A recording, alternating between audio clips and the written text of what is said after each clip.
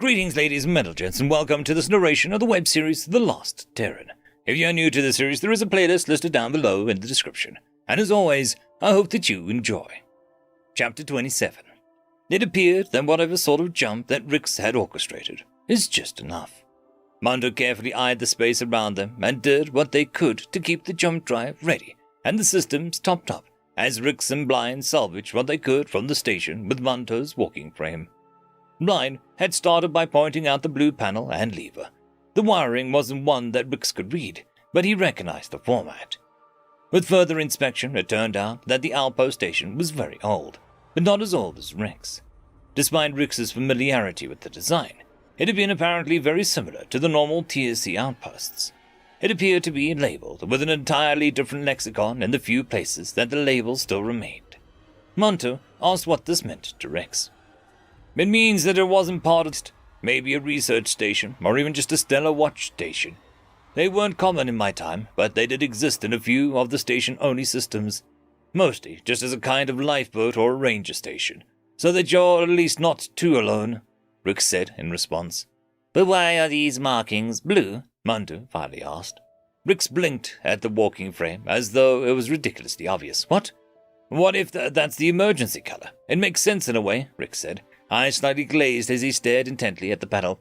What do you mean? Bryan asked. There's a kind of a genetic problem some Terrans have. Problems with mixing two parts of the spectrum. Sometimes it's worse and sometimes it's full-blown colorblind. I don't know if the Quen have anything similar, where they mix up two parts that they can see. Rix looked at Bryan. Bryan looked thoughtful for a moment. I know I have heard of chicks who require treatment while very young, to prevent certain maladies from impacting their development and lives as adults. But nothing in that particular to that, she replied. Well, in my time it wasn't fixable. Green-red colorblindness was actually very common on certain worlds, not something that they were particularly proud of. But you have to learn to work around such things, and since not everyone comes from a prime or colony world with proper education structures, you fall back to the basics. You mean that this was perhaps a means of correcting for green-red colorblindness? Monto prompted. It did make sense. At the same time, however, it made Monto question how and why it had been introduced to Tassets, and why their sense of spectrum had been tweaked to have issues with the colors in question. Maybe, just a guess. None of the ships I've ever had anything like that, so it's a guess as much as anything. It'd fit, though. Rix shrugged, the suit moving up and down. The station itself held very little in the way of secrets otherwise. The trinary computing systems were hardwired into the station, but with bare-bones functionality, even to Monto. Monto was able to guess the station's age based solely on a few timestamps the various softwares had, 800 years old, which, given normal circumstances, would have been considered extraordinary if it had been examined sooner, at least to Monto. On the few worlds that Monto had located ruins, very often they were in shambles and barely recognizable. The station had still been in active service to mostly different species, atmosphere notwithstanding. Monto tried to recall the oldest station that they had ever visited. It wasn't a common practice to log such memories, so Monto had to think hard through their various station-side visits, even aboard Tacet constructions. Strangely, none of them came to Monto's mind as being old, not in the same way. The matrices were updated almost constantly, and the manufactories were fully refurbished every 50 years, ensuring the latest technologies supporting Tassets continue to do so without fail. The various species stations were often no greater than 300 or 400 years old, with that being on the far side of what Monto could guess about themselves. Still, Monto was able to talk to the station as a deeper level now, and did what they could to plumb every corner for information or materials to be collected. However, as the station's emergency power was little more than a trickle, there wasn't too much that could be done, especially in terms of relaying Monto's self between the Esperanto and the walking frame. Some various odds and ends left over by Quen of years past had tumbled out, and while Bryan had explained their meanings to Rix and Monto, she apparently had no interest in keeping any of it. The autofabricators was what Monto wanted to bring aboard, but knew from the size and the power requirements that it would be impossible to operate it while in jump space. But since it would be almost impossible to mount into the Esperanto, the discussion was moot. They had reclaimed the other portable printer with all the various recipes and templates that Monto had preloaded on it. It wasn't much, but it would be a good supplement. Munter looked around the Esperanto, trying to figure out where to put extra equipment. It was almost exhausting trying to think of how to help care for two organics, especially aboard a practically antique vessel like the Esperanto. The cargo bay caught Munter's roving search as they paused. "Rix?" Munter prompted. "Yeah, Rix looked up from the pile of crates that he was sorting through to look at the walking frame. "What is in the cargo bay? Could we use that?" Munter asked. "No!" Rix shouted. Blind wanted to cover her hearing, but couldn't in the void suit, the Terran's voice thundering loud over the communication systems. Rix took a moment and realized how he had reacted. "No, we can't. That has to remain sealed until we're somewhere safe," he said, much quieter this time. "I thought that you went in there to look for firmware information," Munter replied evenly, registering the Terran's complaint, but trying to let it pass, having felt even the process in the far back of their minds shrink away from the power of that outburst. "There's a crate back there next to the door, general tools and all. One of the kids on a different vessel wanted to bring it along, but their weights were already accounted for. I was strictly cargo, so a little extra didn't matter too much to recalculate," Rick said. "It's his." Munter didn't press the subject and allowed the Terran and Quinn to continue their search through the various piles of the station. It didn't take long for Munter to come up with another idea. "How critical is the design of the Esperanto?" they asked. "What crazy idea are you dreaming up, Em?" Rick seemed amused at the question. "Could we not build out the Esperanto slightly to give ourselves additional space?" Munter asked. "I doubt it. Last I checked, you still weren't sure about the shielding in the inner hull has," Rix reminded Munter. "And I still do not have a firm understanding of what the material structure is," Munter admitted. "And if we can't access it in jump space, it won't do us much good. Even if we were to strap it to the hull, there's a chance that it wouldn't be there on the other end. Just see what taking the unshielded station through the short jump managed." Munter did have to admit that shielding was important. They still weren't sure what jump space was. It seemed to be an endless void, devoid of gravity, gases, and any form of detectable light or natural physics. In short, it was something that shouldn't be capable of existing, at least according to conventional knowledge. The Terran was a well of archaeo wisdom. It was possible that he knew what jump space was, or perhaps how the mechanism worked. "What is jump space?" Bryan helpfully asked while Munter was reflecting.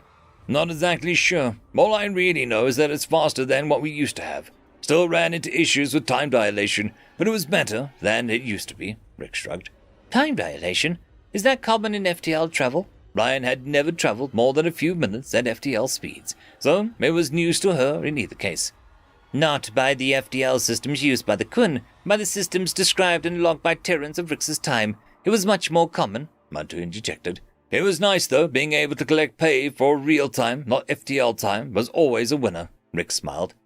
"So you were able to work substantially less than your equivalent because time dilation?" Bryan seemed confused. "You've got it. Or at least, that's the joke. In truth, because of that, pay rates for pilots were pretty low. You made out pretty well in the end, but you spent a lot of time in FTL trying to make it back up," Rix admitted. "Did you spend a substantial amount of time in FTL?" Munter asked. "I did my share," Rix said. "So did a lot of folks. It tended to balance out." "How old are you biologically, both including and excluding FTL transits?" Munter pressed. Rick stopped searching and stood still for a moment. "I don't actually know what it works out to being. A decade or two worth of difference, I guess," he eventually settled on. Munter didn't comment, but considered just how much time the Terran must have spent in the void, not including the long hibernation. "You owned your own vessel?" Bryan asked, bringing back up the Essentia from their prior jump space trip. "I did. Free and clear, except the mandatory government use license. A bit annoying to keep up with, but compared to what it could have been, I didn't mind too much. And they never bothered me to need it." Rick smiled again. "Why would they need it?" Bryan continued. "In case of an enemy or an invasion, all ships in a given local area automatically have to cede control to the local military authority," Rick recited from memory. "Why would there be an invasion?" Well, it's a little hard to explain. Terrans are a bit, territorial, and that kind of instinct extends to other Terrans, resources, and various intangibles. Terrans used to fight, a lot. The stories of old Terra tells of countless wars between Terrans. Rix took a moment to try and process how best to explain it to the Quinn. Blind, for her part, took it well, but looked thoroughly disgusted. Munter helpfully flashing the equivalent rune in Rix's helmet. "Why would your people be so, distasteful in that. We grew up in a universe with no one else. We were simply on our own, and it's what we came up with naturally. It's because of that we even reached the void in the first place. Rick's locked gaze on Bryan, who halfway froze under the stare. But, are you not a cooperative species? She asked, feeling her feathers starting to fluff involuntarily. Yes, but we are also very competitive, and it is a combination of the two that led to such conflicts. Rex finished his gaze and turned back to look at the overall space. I think we've gotten everything we came for, unless there's something else. I cannot picture anything, but it would be advisable for us to prepare some meals for standby before we re-enter jump space, Bryan said, feeling better about the lack of predatory eyes on her. I will begin queuing several meals which can be kept at standard temperatures, but covered for a reasonable length of time without risk of illness, Mantu said. Rix had only just finished tapping in the coordinates to the jump drive and began calculations for their jump when Mantu saw the flashes of FTL transits. Rix, Bryan, I believe that we have been found. Do you wish to attempt to communicate at all? Mantu asked. Rix and Bryan looked at each other on the command deck, nodded as one, and stared out the front window. Nope. But they're welcome to watch us wave goodbye, Rix said, waving one hand at the window. Bryan imitated the motion, but felt silly in doing so. When the click of a switch, the universe and all the stars went out. There was no rumble of transit back into real space this time. It was a sudden lack of hum that the trio had gotten used to hearing that let them know. Mantu was already looking through the sensors as Bryan and Rix headed to the command deck. Mantu froze, locked in staring at what couldn't be real. The mass of materials didn't seem to be a ship, but that's what it had to be. It was, well, there was no other word for it. It was terrifying, even with it as oversized as the Esperanto was for its nominal one-person crew.